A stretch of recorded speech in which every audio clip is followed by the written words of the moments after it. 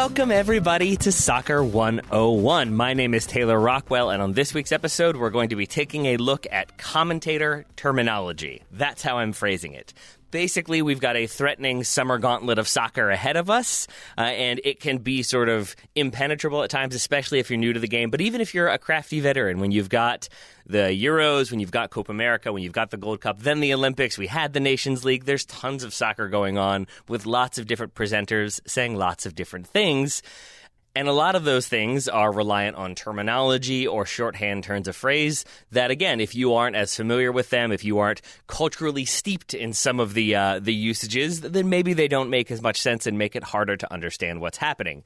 So my thinking was that with the summer we've got coming up, if you want to be prepared, but maybe you're not quite sure what some of the kind of more common words and phrases might be, then we're going to take a look. I asked Twitter. I got some suggestions. I've put them into two different sentences that we're going to break down. So I'll read the sentence, then we'll take it piece by piece. Here is the first sentence.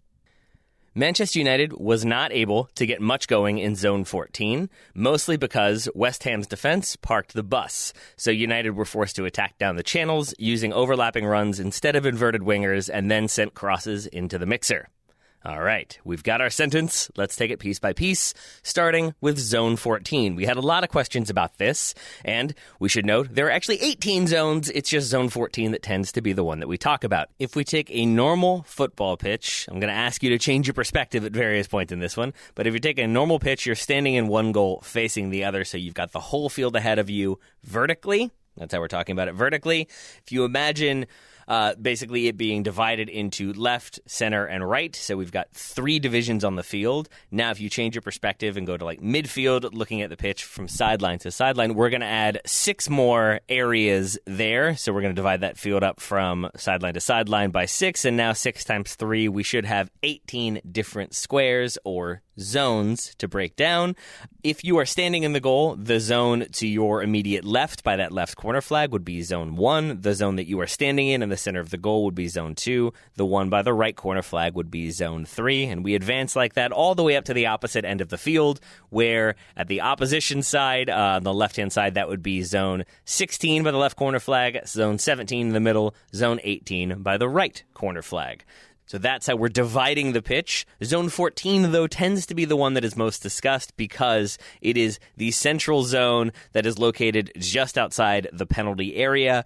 And that is the ideal place for your playmaker, your number 10, to operate, to try to find space, to try to pull defenses apart. But that's where you want to sort of launch attacks if you can. But if the defense is parking the bus, then that's going to be a challenge. And in this scenario, that's exactly what West Ham are doing because they are crowding that zone and the zone just behind it. West Ham are parking the bus. It means that they've pulled every or almost every player behind the ball in an effort to clog the area in front of goal, limit the effectiveness of Manchester United's attack. And that means even with a skillful playmaker like Bruno Fernandes on the ball, if he gets past one defender, a parked bus approach means that there are several more already making a challenge or already willing to make a challenge and make his life difficult. And although he disagrees with getting the credit for it, Jose Mourinho is credited with coining the phrase in English when he bemoaning a dull draw between his then Chelsea side and his future employers Tottenham. He commented, "Tottenham might as well have put the team bus in front of their goal." I guess parked sounded more poetic than put, but either way, it means that the team is being very, very defensive. So if Zone 14 is clogged because the bus has been parked, you could also maybe call that a low block if you wanted to. Think of a low block as being, it's basically low in the field, so it's in the defensive third, and it's blocking what the attack wants to do. So it's forcing Manchester United out wide. They moved away from the center of the pitch and instead attacked down the wide areas of the field, also known as the channels. Right channel, left channel, you're attacking down there. But if you have just one player out wide getting the ball and crossing it in, then West Ham can just stick one defender out there, and the threat of those crosses is very much reduced. You want to limit static play as much as you can. If a player just receives a pass, takes a touch, stands up, and then crosses it in, it's really easy to defend. But if you have movement and if you have different runs and different options, then it gets trickier. If we have a situation in which Manchester United's right-sided attacker is in a 1v1 scenario with West Ham's left back, United might send their right fullback, who is not doing what his name suggests in being fully back. They might send him to run between the attacker and the sideline. If the defender doesn't track that overlapping run, then the runner will be open to receive a ball into space. If the defender does try to track that run or maybe cheats over to split the difference, then you've got more space if you're the attacker to play that ball in, or to try to dribble inside, pull another defender out, and ideally open up that low block, open up that parked bus just a little bit more. We'll talk about dribbling into the interior in just a moment, but for purposes of this scenario, as we said, Manchester United then elected to cross the ball in, putting it into the mixer. With United using traditional wide attackers or wingers in this approach, you want a right-footed player on the right side to cross that ball in, and you want a left-footed player on the left side. However, if you want to stretch the defense and then attack through the middle, you could always invert those wingers. So you now have a left-footed player on the right side who, instead of crossing, they can still cross, but it's going to be with their non-dominant foot. But on their dominant foot, they're cutting inside and potentially putting themselves into a more favorable shooting position. Arjen Robben being the prime example of an inverted winger who can cut inside and is now sort of has that favorable angle to shoot with the dominant foot. But as I said, United instead opted for crosses, which means they put it into the mixer, and that's basically when you've just got a bunch of bodies in the box and everyone is casually okay with basically violence. It's a scrum, it's a bunch of bodies, everyone's going to try to make a play, and you really don't know what's going to happen. It can veer into the foosball territory, but with spins allowed. That's controversial. Could be good, could be chaos. It's the mixer. You don't know what's going to happen. So that's our first sentence broken down. To recap, Man United was not able to get much going in Zone 14, mostly because West Ham's defense parked the bus, so United were forced to attack down the channels using overlapping runs instead of inverted wingers, and then sent crosses into the mixer. We've broken that sentence apart. We've parsed it. We know the meaning. But I would also say that it's a good example, this sentence, of how commentators, journalists who cover the sport, you have to find different ways to say stuff, because you can't just say, like, they tried this, then they tried that, then they did this. It's not the greatest analysis. So a lot of these terms are sort of over-elaborate or hyper-specific, or can be used to mean another thing that means kind of the same thing. So a simpler way to say this sentence would basically be Manchester United tried to attack through the middle, but West Ham played very defensive and sat very deep, close to their own goal. So then Manchester United had to move the ball wide and try to cross it in to create opportunities, as opposed to having wide players cut inside and get shots off that way. Another way you could say it, but the terminology is always fun. So that's our first sentence broken down. Let's get to our second one in just a moment. But first, let's hear from today's sponsor. Today's episode of Soccer 101 is brought to you by ExpressVPN. ExpressVPN lets you change your online location so you can control where you want sites to think you're located, even if that's not actually where you're located. It's the crux of, like, every hacker movie, even every, like, terrorist movie where you're trying to trace the call and suddenly they're in Jakarta. No, they're in Iceland. No, they're in Finland. We can't track them. That's what ExpressVPN does, except for your IP address, so you can make it seem as though you are in any country around the world. In this scenario, ideally not for nefarious reasons, mostly so you can watch the stuff you want to watch without having to subscribe to 13 other streaming services, because you can essentially supercharge an account, like, let's say, Netflix. You can get The Dark Knight and Brooklyn Nine-Nine on Canadian Netflix. You can get Rick and Morty on French Netflix. Solid. And you can get The Fresh Prince of Bel-Air on Australian Netflix. Fresh Prince, living it up in Australia. I would watch that reboot. But this works with any streaming service, be it Hulu, BBC iPlayer, or YouTube, and Peacock as well. So if you are a listener in the UK, I will not do a fake British accent. I will just say that this is a way to get Peacock, the streaming service, so that you can watch every Premier League game. It makes it easy. You can stream in HD no problem. It's compatible with all your devices, and it encrypts your data and lets you surf the web safely and anonymously. So go to expressvpn.com/soccer to get an extra 3 months of ExpressVPN for free. That's expressvpn.com/soccer for an extra 3 months free. Thank you very much to ExpressVPN for sponsoring today's episode. Now, let's get back to explaining some football terminology. Let's start with our second sentence. We've done the first. Let's get to number 2. Messi's ability to play on the half turn meant that the defense was constantly at 6s and 7s and had to resort to cynical fouling to prevent Barcelona from getting through. Even so, they were under the cosh for most of the game because Messi was his usual unplayable self. Now, first of all, very good chance that if this sentence were to be said, it's being said by a British person. There are lots of British phrases in this sentence, but first, a more common one, at least in the modern era, half turn.